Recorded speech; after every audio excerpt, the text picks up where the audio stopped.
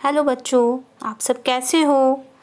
मैं हूँ शैली शर्मा, आपकी टीचर और आपकी सबसे अच्छी दोस्त। क्या आप जानते हो आज हम कौन सी कहानी सुनेंगे? तो बच्चों, आज की कहानी का नाम है झगड़े का फल। बच्चों, क्या आप जानते हो कि पुराने ज़माने में लोग ब्राह्मणों को ज़मीन, धन, गाय आदि का दान दिया करते थे। तो आज की कहानी भी ऐसे ही एक ब्राह्मण की कहानी है जिसका नाम था दीनानाथ। एक बार उस ब्राह्मण को कहीं से दान में 2 गायें मिली। वो दोनों गायें बहुत ही अच्छी थीं। परंतु एक दिन एक चोर की नज़र उन दोनों गायों पर पड़ी तो उसने सोचा कि मैं इनको किसी तरह चुरा लेता हूँ। उसने सोचा कि यदि मैं इन्हें चुरा लूँ तो मुझे इन्हें बेचकर बहुत सारे रुपए मिलेंगे और मैं तो माला माल हो जाऊँगा।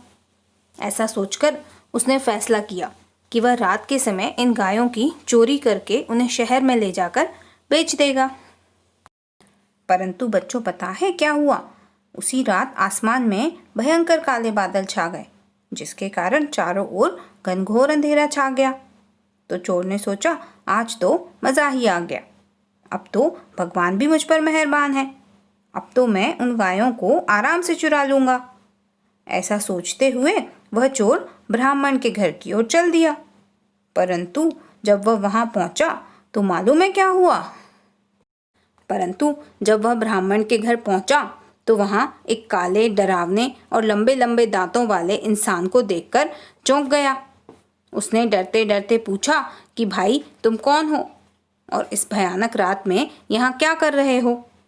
तो उसने जवाब दिया कि मैं एक राक्षस हूँ, मुझे इस समय बहुत भूख लगी है और मैं अपना पेट भरने के लिए निकला हूँ और मेरा पेट केवल खून पीकर ही भरता है। तो चोर ने पूछा कि तुम किसका खून पीना चाहते हो? तो राक्षस ने कहा, उसी ब्राह्मण का जो लोगों का माल खा खाकर मोटा हो रहा है। फिर उस राक्षस ने पूछा कि तुम कौन हो भाई, जो इतनी रात में आराम से घूम रहे हो? तो उसने कहा, मैं चोर हूँ, मैं भी उसी ब्राह्मण की गाय चुराने आया हूँ। तो फिर राक्षस ने कहा कि इसका मतलब हम दोनों भाई भाई हैं, क्योंकि हम दोनों एक ही स्थान से चोरी करना चाहते हैं। फिर दोनों ने निश्चय किया कि कौन अपना काम कैसे करेगा। तो चोर ने राक्षस से कहा, भैया रुक जाओ, पहले मैं इन गायों को ले जाता हूँ। तो राक्षस ने कहा, नहीं, पहले मैं खून पी लेता हूँ, मुझे बहुत जोर की भूख लगी है। इसी बात को लेकर दोनों में लड़ाई झगड़ा हो गया और उनकी आवाज़ों के कारण ब्राह्मण की नींद खुल गई और उसने ज़ोर ज़ोर से शोर मचा दिया जिसके कारण गांव के लोग इकट्ठा हो गए। तो बच्चों, मोरल ऑफ द स्टोरी ये है कि हमें कभी भी आपस में लड़ाई झगड़ा नहीं करना चाहिए, क्योंकि अगर हम आपस में लड़ाई झगड़ा करते हैं तो उसका फ़ायदा कोई तीसरा ही उठा लेता है, जैसा कि इस कहानी में भी हुआ। चोर और राक्षस की लड़ाई में ब्राह्मण का फ़ायदा हो गया। तो आपको ये कहानी कैसी लगी? आप मुझे कमेंट करके ज़रूर बताना और इस कहानी के बारे में अपने फ्रेंड्स को भी ज़रूर बताना। और हाँ, वीडियो को लाइक, शेयर और चैनल को सब्सक्राइब भी ज़रूर करना।